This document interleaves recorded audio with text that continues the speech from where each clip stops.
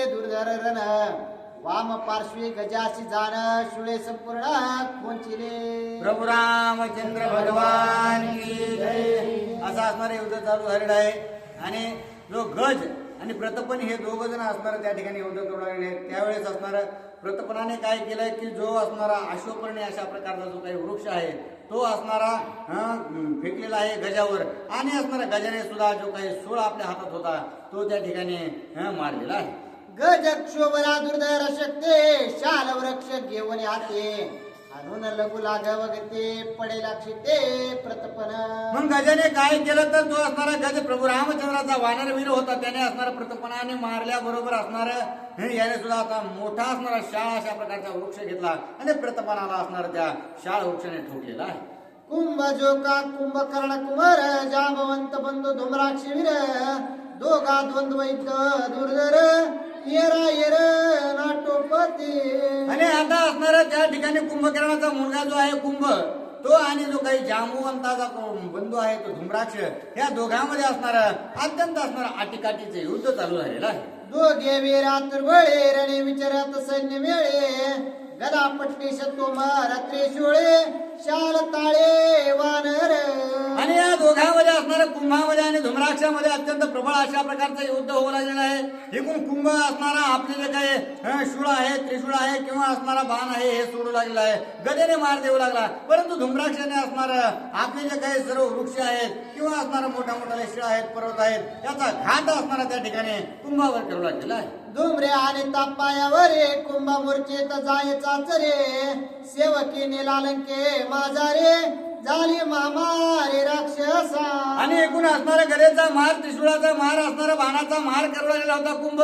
परंतु असणारा या धुम्राक्षाने काय केलं मोठा अशा प्रकारचा वृक्ष घेतला आणि घेतल्याबरोबर त्याचा असणारा पाय बघितला आणि कुंभाच्या पायावर असाच जोरात मारला की त्याचा पायच मोडून गेला. मग सेवकाने असणारा कसा बसा त्याला उचलला आणि लंकेच्या दिशेने घेऊन गेले. देवांत कजोरावरे गवाक्ष विंदिला पाच बाणे केले ठेचून पाय पाशाने तत्क्षरे मोडेले. आणि अशा प्रकारे असणारा जो काही गवाक्ष आहे त्याने जो काही देवांतक अशा प्रकारचा असणारा राक्षस आहे त्याचा सुद्धा असणारा पाय मोडून त्याला सुद्धा असणारा अपाहित करून टाकलेला आहे. गवाक्ष कोपोने वानर शाल वृक्ष उपडून थोर रागे हाणू जाता रावण पुत्र तेने तो सत्वर दिला. आणि गवाक्षाने असणारा जो काही देवांतक आहे पुन्हा त्याच्यावर मोठा एक वृक्ष हाणण्याचा प्रयत्न केला. परंतु ते वृक्ष हाणता क्षणीच असणारा आपले जो काही शस्त्रास्त्र आहेत त्याने त्या देवांतकाने असणारा ते वृक्ष मोडून टाकण्याचा प्रयत्न केला. अनेक विंदिता नव बाण गवाक्ष वरीचे वरी झेलून मग शिळा शिखरे वर्षून केले कंदन देवांतका. आणि त्या झाडाचं निवारण तर असणाऱ्या देवांतकाने केलं. परंतु देवांतकाने असणारं अमित अशा प्रकारचे बाण गवाक्षावर सोडले. परंतु गवाक्षाने असणारं आटोकाठीने ते बाणाचं निवारण केलं आणि पुन्हा आपलं असणार त्या ठिकाणी शिळाने किंवा असणारे जे काही झाड आहेत त्याने पुन्हा मार असणाऱ्या त्या देवांतकाला दिलेला आहे. धनुर्बाण शस्त्रे सारथे अश्वरात उपडी लाक्षिते देवांतक वीर पदाते मुष्टी घाते मिसळला. आणि अत्यंत असणारा गर्वान्वित होऊन देवांतक असणारा गवाक्षावर धावून गेलेला होता आणि त्याच्यामुळं गवाक्षाला अत्यंत राग आला आणि राग आल्याबरोबर जो काही ज्या रथात बसलेला होता तो रथ असणारा चकना चोर करून टाकला, घोडे मारून टाकले, त्याचा झेंडा पाडून टाकला आणि ज्या वेळेस तो असणारा देवांतक खाली पडला म्हणजे असणारा जमिनीवर आल्याबरोबर असणार हाताने ठोके द्यायचं काम त्या ठिकाणी गवाक्षाने केलेलं. उरे शिरे खांदा कोपरे दंडी मुंडपी तडका उरे तडवे आणून परस्परे चक्राकारे भवंडिले. आणि गवाक्षाने काय केलं याने असणारा आपण केलेल्या घाताचं निवारण केलं म्हणून अत्यंत राग गवाक्षाला आला आणि त्याच्यामुळे त्या असणारा पूर्णच वानर आहे आणि त्याच्यामुळे एका डोक्यात हाणायचं, पाठीत हाणायचं, पुन्हा पुरवण्याचं, लात घालायचे अशा प्रकारे असणारा भयंकर मार देण्याचं कार्य गवाक्ष करू लागलेलं आहे. दोघे पुरुषार्थी दादुले उसऱ्या गाई विडिंदले दोघे श्रमस्वे देखील झाले दोघे पडले मूर्छित. मग आता गवाक्ष सुद्धा असणारा त्या ठिकाणी प्रभू रामचंद्रांच्या नामांकित अशा प्रकारचा वानरवीर होता आणि इकडे तर असणार त्याचं नावच देवांतक अशा प्रकारचं आहे, जिथं असणारा देवाचा सुद्धा अंत होतो अशा प्रकारचा, त्याच्यामुळे तो सुद्धा असणारा अत्यंत बलवान अशा प्रकारचा होता आणि इकडे गवाक्षही बलवान होता. त्याच्यामुळे दोघांनी इतकं भयंकर दोघांनी युद्ध केलं की दोघं सुद्धा असणारा त्या रणभूमीवरती ते बेशुद्ध होऊन पडलेले आहे. सारणे विरे दौरे ऋषभ पाचार्या रणाग्रे एकाएकी उरावरे शाल वृक्ष ठोकिला. आणि जो काही सारण आहे तो सारण सुद्धा असणारा ऋषभासोबत युद्ध करण्यासाठी गेला. त्यावेळेस असणार ऋषभाने मोठा एक वृक्ष घेतला आणि सारण त्या ठिकाणी ठोकलेला आहे. वृक्ष आदळता चिवराडे डोळे डोळा आले भोवंडे जावरे अडखळे गडबडे पडले मुरकुंडे सारणाचे. मग यावेळेस ऋषभाने असणारा मोठा वृक्ष सारणावर मारल्याबरोबर त्याच्या छातीवर असणारा तो टोला बसला आणि बसल्याबरोबर असणार त्याला भोंडे आलेले आहे. गरगर डोळे फिरू लागले, काय करावं आणि काय नाही. म्हणजे इकडे तिकडे पडत असणार कसं तरी सावरायचं काम सारणाने केलेलं आहे. मेघवर्ण कुंजरावरे त्रिशिरा बैसोनिया गजरे वेगे येवने शर्भावरे तोमरे शिरे ताडेला. आणि त्या पुन्हा असणारा त्या ठिकाणी जो काही शरभ वानर आहे त्या शरभ वानरावर सुद्धा असणारा त्या ठिकाणी जो काही राक्षस आहे तो येऊन बसलेला आहे. तो मारला गावा जोशिरे गाव चुकविला लागवे करे सप्त पर्णात तरु संभारे गज कुंभावरे ताडिला. आणि जो गज कुंभ आहे त्या गज कुंभाने असणारा या ठिकाणी शरभावरती असणारा मारा देण्याचं काम केलं. तितक्यात असणारा शरभाने सुद्धा मोठा वृक्ष असणारा उपटला. जो काही असणारा अश्वकर्णी आहे तो उपटून असणारा त्याच्यावर मारा केलेला आहे. गज हानिता कुंभावरे वृक्ष आदळला त्रिशिरावरे दोघे जावरी चाचरे धरेवरे लवंडले. आणि त्यावेळेस असणारा जो काही त्रिशिरा असणारा हत्तीवर बसून युद्ध करू लागलेला होता आणि त्याच असणारा शरभाने असणारा त्या दोघाला सुद्धा असणार हत्तीलाही मारलं आणि त्या त्रिशिरालाही मारून टाकलेलं. नरांत करावर सुद्धा परास वानर विख्यात त्यासे युद्ध कंदनार्थ बाणविंदे तवटीला. आणि जो काही नरांतक आहे तो पनसासोबत युद्ध करू लागलेला आहे. त्याने सुद्धा आपला असणारा धनुष्य सज्ज केला आणि पनसाच्या दिशेने असणारा अमित बाण वर्षणाचा प्रयत्न करू लागलेला आहे. येता रे कोणी त्या बाणासे परास उडाला आकाशे येतोरी सोडिता पर्वतासे कासा विसे नरांतक. पण पनसाच्या दिशेने ज्यावेळेस नरांतकाने असणारा अमित बाण सोडले त्याच वेळेस असणार त्याचं निवारण पनसाने केलं आणि ते निवारण करून पुन्हा असणार मोठा पर्वताने झाड त्या ठिकाणी नरांतकाच्या दिशेने सोडलेले. वर्षता शिळा संपाते श्रींचा मुकुट क्षिते रतींचा मारल्या सारते घोडे रत्ने ते सुनाट. मग असणारा पणसाने काय केलं तर असणारा भयंकर अशा प्रकारच्या शिळा त्याच्या नरांतकाच्या दिशेने सोडल्याबरोबर असणारा जो काही रथ आहे तो असणारा रथावरचा सारथी मेला, त्याचा असणारा ध्वज गळून पडला. मग असणारा हा जो नरांतक आहे तो रथातून खाली पडल्याबरोबर जे काही घोडे असणार मोकाट पळू लागलेले आहे. घोडे रत्नेला लंका विमुख नरांतक झाला विमुख वाजली एक चाक ते परम दुःख नरांतका. मग आता नरांतक तर खाली पडलेला आहे, जमिनीवरती गेलेला आहे आणि जे घोडे आहेत त्या घोड्याने असणारा रथ इतका लांब गेला की तो असणारा लंकेमध्येच घेऊन गेलेला आहे आणि त्याच्यामुळे आपण त्या ठिकाणी जमिनीवर आलो याचं दुःख नरांतकाला त्या ठिकाणी रणभूमीवर वाटू लागले. कंपने कुमुदासे परिगे आणि ताची शिशी मेटे वळले वानरांसे मग भूमेसे बैसला. पुन्हा असणारा जो काही अकंपन आहे त्या अकंपनाने सुद्धा असणारा कुमुद जो वानरवीर आहे त्या वानरवीरावरती असणारा परिग नावाच्या शस्त्राचा उपयोग केला आणि मारल्याबरोबर असणारा भोवंडी त्या ठिकाणी कुमुदाक्षाला आलेली आहे. सवेची उठोनी उठे कंपने देखोनी दृष्टी कुमुदे आणि मुष्टे पडिला सृष्टे निर्जीव. मग अकंपनाने अशा प्रकारचा घात केल्याबरोबर कुमुदाने सुद्धा असणार रागामध्ये अकंपनाच्या छातीवर असणारा बुक्की घातल्याबरोबर असणार त्याला भोंडी येऊन किंवा चक्कर येऊन तो जमिनीवरती पडलेला आहे. धूम्राक्ष आणि केशरे युद्ध करिता चक्राकारे एक वर्ष शिरधारे शिळा शिखरे पै तुझ्या. आणि जो धूम्राक्ष आहे त्याच्या सोबत असणारा जो काही केशरी आहे तो केशरी म्हणजे असणारा हनुमंतरायाचे वडील ते सुद्धा असणार चक्राकार अशा प्रकारचं युद्ध करू लागले आणि इकडून असणारा धूम्राक्ष बाण सोडू लागला. तिकडून असणारा केशरी जी आहेत ते असणारा आपली जी काही असणारा शिळा शिखर आहेत त्याने मार देण्याचं कार्य करू लागले. केशरी उडवणे प्रत्यक्ष पाये धरून धूम्राक्ष बळे भुवंडोनी देखत वो कपाडीला. आणि दोघ जण असणारा गोल फिरत फिरत असणारा आकाशामध्ये युद्ध करू राहिले होते. मग केसरीने काय केलं की त्यांनी असणारा धूम्राक्षाचा पाय धरला आणि पाय धरून असणारा आकाशामध्ये गोल गोल फिरवू लागलेले आहे. महापार्श्व गंधमादन दोघे युद्ध केले दारुण. शस्त्रास्त्रे बाण पाषाण रणकंदान अत्युग्र. आणि पुन्हा असणारा महापार्श्व आणि गंधमादन हा असणारा वानर वीर अशा प्रकारचा आहे. मग गंधमादनने असणारा 19 शिखर टाकायचे, तिकडून असणारा महापार्श्वाने बाण सोडायचे. अशा प्रकारचा असणारा भयंकर स्वरूपाचं युद्ध या दोघा वानर वीरामध्ये आणि राक्षस वीरामध्ये झालेलं आहे. गंधमादने लवड चवडे महापार्श्वावरे घालून उडे. बळे झोंबून कडाडे ताळा पुढे तोर केला. मग गंधमादनाने असणारं काय केलं, ताबडतोड युद्ध असणारं त्या ठिकाणी केलेलं आहे. आणि महापार्श्वापाशी जाऊन असणारं त्याला उराशिरावर असणारं ठोके दिले. त्याला असणारं भयंकर स्वरूपाचा असणारं सगळं असणारं रक्ताने नाहून टाकलेलं आहे. उंच्या कुळोरी स्पष्ट नके नांगरिले पोट. दाती करांडीला कंठ रणिले थेष्ट गांजीला. आणि दुर्धर अशा प्रकारचा रणयोद्धा गंधमादन होता. त्याने असणारा महापार्श्वाला धरलं. आपल्या शेपटाने असणारा त्याचे पाय बांधून टाकलेले आहेत, हात बांधून टाकले. आणि पुन्हा त्याचे जे काही पोट आहे ते असणारा नकाने फाडून टाकलं. आणि आपल्या दाताने त्या महापार्श्वाचा गळा घोटला, म्हणजे असणारा नरडच चिरून टाकलेला आहे. वेगदर्शी वीर वानर शुक लागवे निशाचर.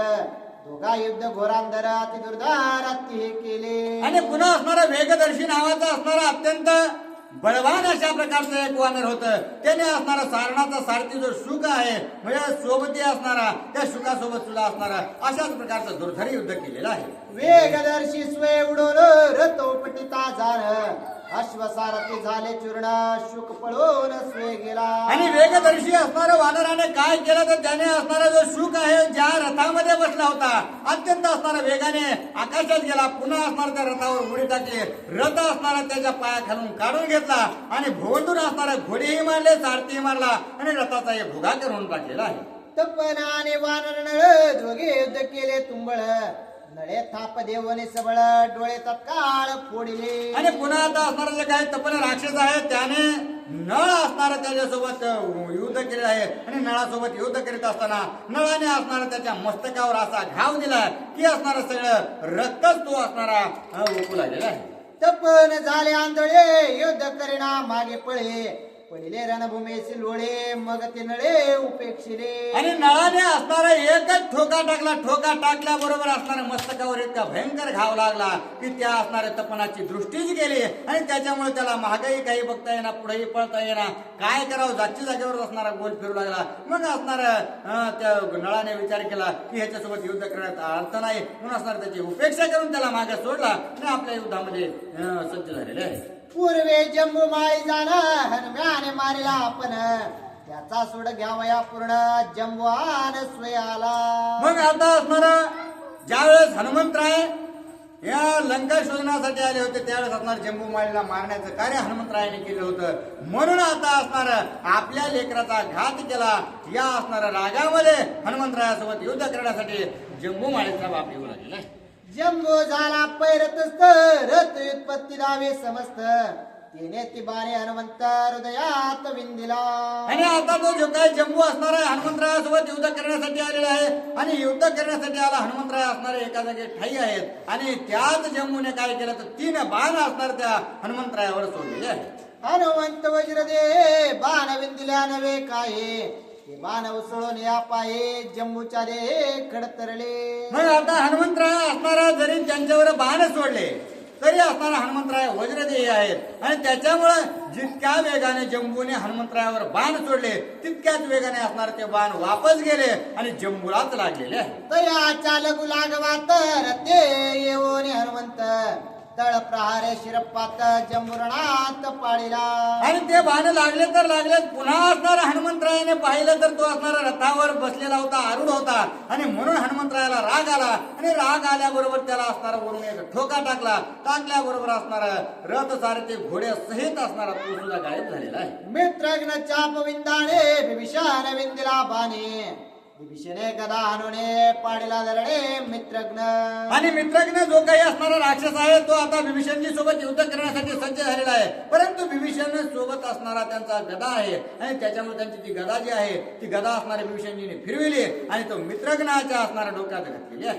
सैन्य त्रासित घसा घसा ते बळीवीर प्रगस स्वयजिना वया सुग्रीवास रणाभिवेश युद्धार्थी. आणि जो काही असणारा प्रगस आहे तो सुद्धा असणारा विभीषणजी सोबत युद्ध करण्यासाठी असणारा तयार झालेला आहे. आणि सुग्रीवासोबत युद्ध करीत असताना असणार एकदम असणार रणाभिवेशी होऊन दोघ जण रणयोद्धे त्या ठिकाणी युद्ध करू लागले. प्रगस जव स्वडी बाण तव सुग्रीवे आपण वृक्ष घेऊन सप्तपूर्ण घेतला प्राण प्रगसाचा. आणि प्रगसाने काय केलेलं आहे की असणार राजा सुग्रीवाला पाहावला असणारा बाण सोडण्याचा प्रयत्न करू लागला. तितक्यात असणार अत्यंत बलवान अशा प्रकारचे राजा सुग्रीव त्याने असणार 7 झाडं असणार भयंकर अशा प्रकारचे मोठे आपल्या कवड्यात धरले आणि फिरून फिरून असणार त्या प्रगसावर ज्यावेळेस आदळले त्यावेळेस जागच्या जागेवर असणार जीव त्या प्रगसाचा गेलेला आहे. सुग्रीवाच्या गाया पुढे प्रगस कायसे बापुढे घाये चूर केले हाडे अशुद्ध उडे आकाशे. आणि सुग्रीव राजा असणारा वानरांचा होता आणि तो असणारा बलवान सूर्याचा पुत्र अशा प्रकारचा होता. त्याच्यामुळं अत्यंत बलवान असल्या कारणानं सुग्रीवाने ज्यावेळेस त्या प्रगसावर आघात केल्याबरोबर असणारा जे काही रक्त त्या प्रगसाच्या अंगामध्ये होतं ते सगळं आकाशात उडू लागलेलं आहे आणि जी काही हाडं होती ती सगळी असणारा रांगोळीप्रमाणे चकचूर झालेली. विरूपाक्ष आणि लक्ष्मण रोगे आरंभिले लागविरण लक्ष्मणे विंदोनी विकट बाण घेतला प्राण बाणे एके. मग आता विरूपाक्ष लक्ष्मणजी सोबत युद्ध करण्यासाठी सज्जच होता. मग युद्ध करीत असताना युद्ध करण्याची गरजच असणारा लक्ष्मणाने पडून दिली नाही. आपल्या धनुष्याला एक बाण लावला आणि एका बाणातच असणारा विरूपाक्ष होत्याचा नव्हता झाला. वज्रमुष्टेशी कपी मैंद दोघा झाले दुर्धर युद्ध गाया आणून विविध रणविमर दत्ती केला. आणि वज्रमुष्टी नावाचा जो राक्षस वीर आहे तो सुद्धा असणारा सज्ज झाला. सज्ज झाल्याबरोबर असणारा मैंद वानराने त्याच्यासोबत युद्ध करून असणारा त्याला सुद्धा घायाळा केलेला आहे. वज्रमुष्टे सुनी दृष्टे मैदानी तानिज मुष्टे घाये पाडीरा सृष्टे जेवी दुर्जटे त्रिपुराते. आता असणार वज्रमुष्टी जो आहे तो अत्यंत भयंकर अशा प्रकारचा राक्षस योद्धा होता. परंतु असणार रामनामाचं बळ या मैदाकडे होतं आणि त्याच्यामुळे मैद वानराने अशा प्रकारचा असणारा घात त्या ठिकाणी केला की एका ठोक्यामध्ये असणारा तो राक्षस वीर जागेवर असणारा जीव गमवून बसलेला आहे. द्विविध आशिने पडी पाडे युद्धे द्विविधे मारेली घोडे रथ मोडिता कडाडे पाडेले मुकुंडे आशिनी प्रभा.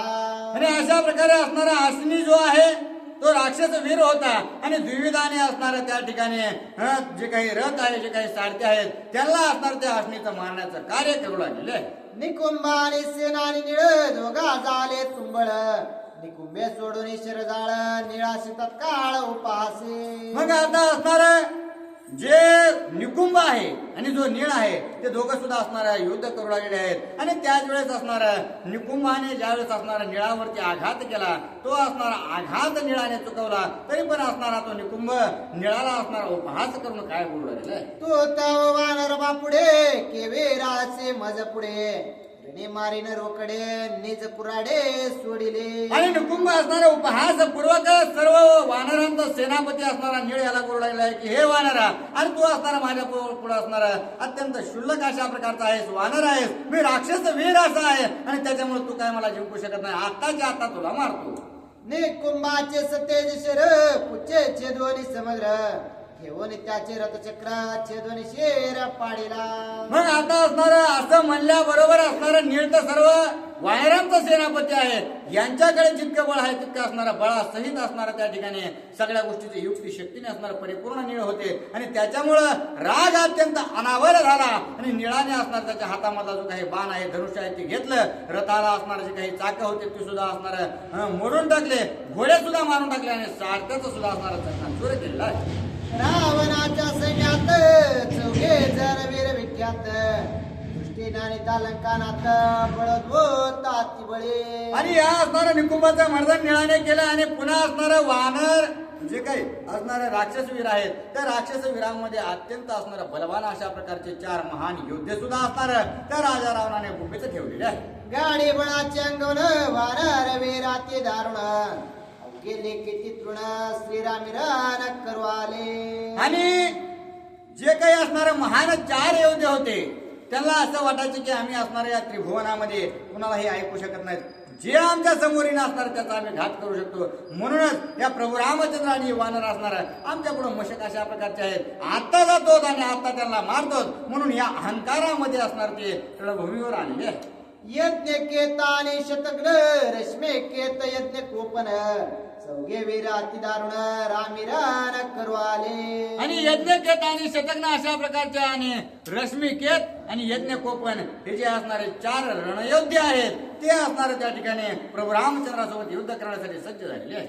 चौघे जण येता देख हनुमान म्हणे रंक मशक मी असता सिद्ध सेवक धुरे सन्मुख केवी येते. म्हणून अशा प्रकारचे असणारे रणधेण उडवणारे हे 4 असणारे अत्यंत महान बळी असणारे राक्षस वीरांचे आल्यानंतर हनुमंतरायाने पाहिलं आणि पाहिल्याबरोबर म्हणले इतके असणारा 14,000 इतके मी मारलेत आणि हे असणारे 4 जण माझं काय करणार आहेत. म्हणून हनुमंतराय असणार अत्यंत उल्हासामध्ये त्यांना मारण्यासाठी सज्ज झालेले आहेत. मारावया चौघे जण हनुमंतासे अंगवन सवेग करिता उड्डाण गेले किराण सत्य लोका. आणि हनुमंतरायाला अत्यंत स्फुरण आलेलं आहे. अत्यंत शक्ती असणार त्यांच्या अंगामध्ये सळसळ करू लागले आहे. म्हणून हनुमंतरायाने ज्यावेळेस असणार उलट उड्डाण असणार घेतलं केल्याबरोबर असणार ते सत्य लोकांपर्यंत गेलेलं आहे. सलगो लागवे चौघे जण विकट विचित्र विंदान श्रीरामासी विंदाने बाण रणगर्जन ते केले. आणि हनुमंतराय ह्यांना मारायचं म्हणून उड्डाण केलं आणि ते गेले सत्य लोकात. सत्य लोकात जाऊस तर असणारे हे जे 4 जण वीर होते त्यांनी असणार आपले धनुष्य सज्ज केले आणि प्रभू रामचंद्रावर बाण सोडू लागले. धन्य धनुर्वाडा श्रीरामचंद्र त्यांचे निवारोडी शर चौघांचे छेदवनी शिरर आणि महावीर मारिले. आणि या 4घांनी एकत्र असणारे प्रभू रामचंद्रावर बाण सोडले होते. परंतु प्रभू रामचंद्र असणारे चतुरातु शिरोमणी होते आणि सगळ्यांना शक्ती प्रदान करण्याचं कार्य करणारे ते आहेत. मग एका क्षणात प्रभू रामचंद्राने ओळखलं, धनुष्याला बाण लावला आणि एकाच बाणात असणार त्या ठिकाणी 4घाचे शिर उडून टाकले. वेग विंदाणे श्री रघुनाथ परतोनी हनुमंत तव चौघांचा एक करवणी घात केले विपरीत ते ऐका.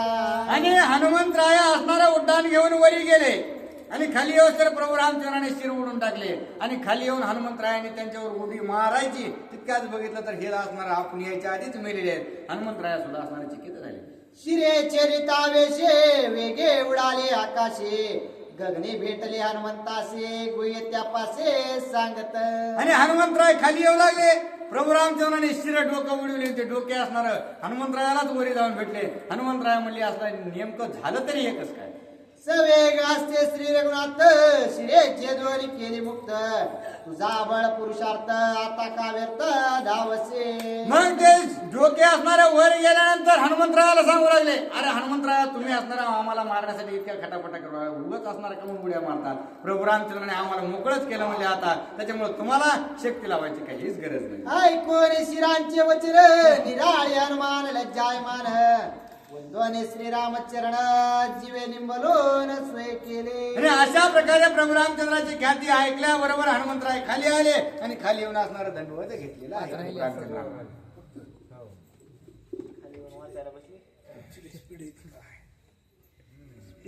काय ठोका मारा एका बाणात 14 जण मारायला लागलं पुन्हा कसं मारायचं. हनुमंताला येऊन घ्या नक्की. हो तुम्ही त्याला लांबत राहिले. हनुमंत वर उडाला त्याला खाली येऊ दिलं नाही तोवर मारले. प्रभु रामचंद्र भगवान की जय. हनुमान म्हणे मी शीघ्र गते ऐसा गर्व होता चित्ते त्याहून श्रीराम शीघ्र घसते वारुकिते पुरुषार्थ. प्रभु रामचंद्र भगवान की जय. सुत हनुमान महाराज की जय. ब्रह्म एकनाथ महाराज की जय. रेणुका माता की जय. असं सर्व सुखीचं जीवनात पुराणाबद्दल आपल्या मित्र म्हणून योजने गुणवर्ध भोसूर करती मारुती वाचिक सुचित महाराज मंडळी यांचे चरित्र पुस्तक कथित सर्व रम्य रामायण आहे. गोड रामायण आहे. उद्याचा प्रसंग आहे आणि 4 जे असणारे रणसूर होते ते नसताना शीघ्र गडबड केली थोडी आणि गडबड करून धावून आले. धावून आल्याबरोबर प्रभू रामचंद्राने बाण सोडला, त्यांचा असणारा दोष केला आणि आकाशात असताना त्यांचे मुंडके उडले. उडल्याबरोबर हे सत्यलोकात गेलं. बरं याचं काही काम नव्हतं आणून करायचं. सत्यलोकात काय काय माहिती, एकदा उड्डाण केलं की आवेश आला की धीरच नाहीये, म्हणून सत्यलोकात गेले. पुन्हा खाली येऊ लागले. खाली येताना हनुमंत असं मध्येच मुंडके ते भेटले 14 जणांचे. ते म्हणले जे अरे हनुमान म्हणले इकडं कोण कड, म्हणले रामानं आम्हाला मारलं, मुक्त केलं, आम्ही वैकुंठाला चाललो. तुम्ही म्हणले मी सत्यलोकाला गेलतो. कशासाठी, म्हणले तुमच्या अंगावर उडी घालून मारण्यासाठी. असं म्हणल्याबरोबर म्हणले मार प्रभू रामचंद्र किती असणारे चपळायचं, तुम्ही उड्डाण करून गेलात त्यावेळेस आम्ही रामावर धावून गेलो. एक बाण सोडला, एका बाणानं 4 मुंडके तोडले. आम्ही सत्यलोकाला असताना मुक्त होऊन चाललो आपलं वैकुंठाला, आणि तुम्ही खाली जाऊन असताना तुमच्या गुरुची सेवा करा. कशी ती ऐका. खड्ग बारे शूळ शकते गदा तोमर बाण गुप्ते रथ भंगिले नेनो किती निमाले असते असंख्य. जे उरलेले वीर होते वारकड सैन्य, कारण समोरासमोर सैन्य आलेलं होतं रामाचं, राजा रावणाचं. कुणी खड्ग हातामध्ये घेतलं, कुणी तलवार घेतली, कुणी भाले घेतले, कुणी बरचे घेतले आणि रामाच्या सैन्यावर असणारा तुटून राक्षस पडू लागले. मात्र तेळस वानराने पाषाण अस्त्र उचलले, परत उचलले, दगड उचलले आणि जेव्हा दगडफेक केली त्यावेळेस कोण कुठं मेलं याचा अजून आताच पत्ता लागला नाहीये. रथ मोडी ताकडाडी सारथ्यांची मारली घोडी संग्रामी काय कोडे रणे पडी पाडी पाडीले. ज्या वेळेस असताना यानं दगडफेक केली, पर्वताचा मारा केला, पाषाणाचा असताना हल्ला केला वानरांनी, त्यावेळेस सारथी मेले, घोडे मेले आणि जे असताना रथ चालविणार होते ते सुद्धा असताना पुढं रथ घेऊन जावं का नाही असे विचार करू लागले. त्यावेळेस असताना जो रथ म्हणून जात होता त्याचा बिमोड होत होता, युद्धामध्ये तो कामी येत होता. असं जे वीर तो समोर आलेला आहे का, तो म्हणतो होता आपण युद्ध करावा का इथूनच माघारी जावा, नेमकं काय करावं असं विचार म्हणतात. त्यावेळेस असताना प्रत्येक वीराच्या डोक्यात, कारण जो समोर जात होता तो ठार होत होता. रुधिराची नदी दुर्गम मास श्वनिताचा कर्दम व्रक व्याघ्रादे ग्रद्र विहंगम मासे सुगम भक्षी. एवढंही असणाऱ्या वानराने पहिल्यांदा हाला चढविला त्या राक्षसावर. वाघ, सिंह, लांडगे, कुहले, कुत्रे सुद्धा आणि गिधाड हे जे पक्षी जे असणारे मांस खाताना त्याला हौस वाटते असे असणारे पशु पक्षी स्वापद हे सगळे तुटून पडले. पण तरी रक्ताचा पूर व्हावा लागला आणि मासाचा चिखल झाला. एवढा असणारा मार वानराने आईसाहेब सीतेला सोडविण्यासाठी हल्ला असणारा या राक्षसावर चढविला. शस्त्रास्त्रे सन्नद्धरणे उठल कबंध करावया दुर्धर युद्ध रणे विवेद धावते. शस्त्रास्त्र हातामध्ये घेऊन अनेक कबंध, ज्याच्या धाडावर मुंडकच नाहीये. 1000 मेल्यानंतर एक कबंध असणारा हातामध्ये तलवार घेऊन, मात्र त्याचा जीव जात नव्हता कारण सळसळलेल्या रक्ताचा असणारा तो वीर होता, म्हणून त्याचा जीव लवकर जात नव्हता. तरी तो असणारा पुढं असे हजारो मेल्यानंतर हजारो वीर, कोटी मेल्यानंतर हजारो वीर असणारा त्या ठिकाणी कबंध बिगर मुंडक्याचे वानराला मारायला जावं लागले.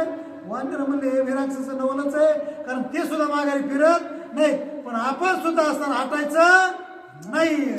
कोटी सैन्य पडल्यानते शस्त्रे घेऊन याते शिरेवीन धडे धावते कबंध म्हणते त्या नाव. कोटी सैन्य पडल्यानंतर असणारं शरीर एक मुद्रा म्हणजे कण्यासारखं शरीर, ते हातामध्ये तलवार घेऊन असं असं त्याला काय म्हणतात कबंध म्हणतात. आणि असे कबंध त्याला असणार बाकीचे मेले, असे जे वीर आहेत का त्याला सांगायचे का आणि त्यावेळेस असणारा असे जे वीर आहेत का पाहुणा तुमच्याकडे येत नाही काय तुम्ही नका.